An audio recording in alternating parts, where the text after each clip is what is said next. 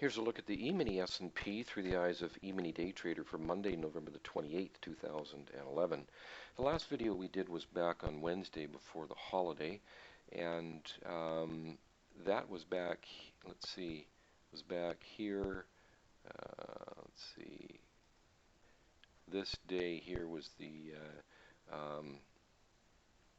23rd, so it was this day, this was Wednesday.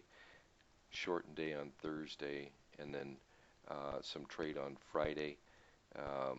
Here's the overnight session that we had, which started Sunday evening, and this is our profile from today. So you can see we had a big move higher. We had an area at 79 in our recent information right here, that if the market got above that 79, that would turn our intraday directional bias to up.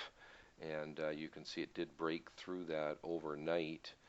This is the overnight profile here, got up to here, which is basically where the market opened for the regular trading hours. Had a bit of a drop down here late in the day, but a good strong rally to finish off the day. So the gap maintains.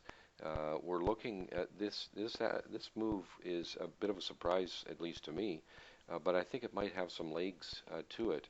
So we're going to monitor 89 as the upper support, and then down in around the 82 area as our next area of support. We also like to use the market profiles from the regular trading hours, and this gives you a little bit of a different look.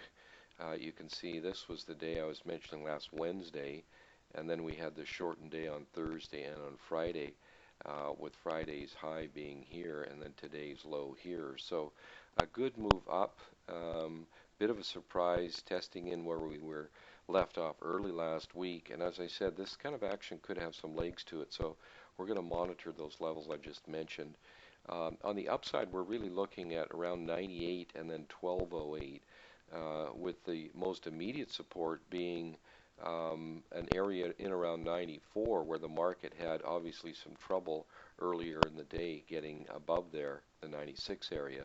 So that's really what we're looking at. You can see here, by the way, on our chart, every one of our trades is identified with our software. You can see we had a long trade here. This one only lasts for an hour and a half, so we didn't get filled on that. You can see our dashed blue line here. Our next long trade was right in here. And the market did have a nice move higher immediately after that. We had a short trade in here, although we were still green filtered on that. So even though this actually turned out to be the trade of the day, a nice move down here and then a couple legs down, but we did not take this trade. So our first trade was actually this trade right here. Our second trade of the day is the first one. Our second trade was this trade right here. You can see this up blue arrow. We did get long in here for the second trade. Unfortunately, we got stopped, just got nicked on this before it had its move higher, which was somewhat unfortunate, but that's how it goes sometimes. You can see the other short trades that we had fairly late in the day. Short here, it was filled here. Short signaled here, filled right on the tick here. And then another short here actually triggered in the middle of these three. So we ended up with additional trades right here on the way down.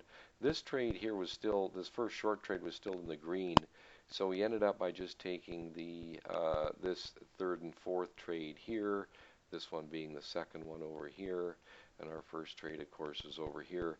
These trades worked out very nicely, both moving to our first and second objectives, as did obviously the first trade here. So even though we did get stopped in this middle trade, and we didn't actually take this trade, which worked out great, or this trade here, which worked out great. And we had obviously reasons for not taking them, but our tool really does define the auction. So a lot of our traders will take virtually all of these trade and then manage them with a nimble perspective, unless it's just really kind of obvious what's going on. But it really does define the auction, the trades that we show, that our software identifies for us in real time. So a pretty good day of trading. Nice to get some profits here to kick off the week. So any questions or comments, you can reach us at info@eminidaytrader.com.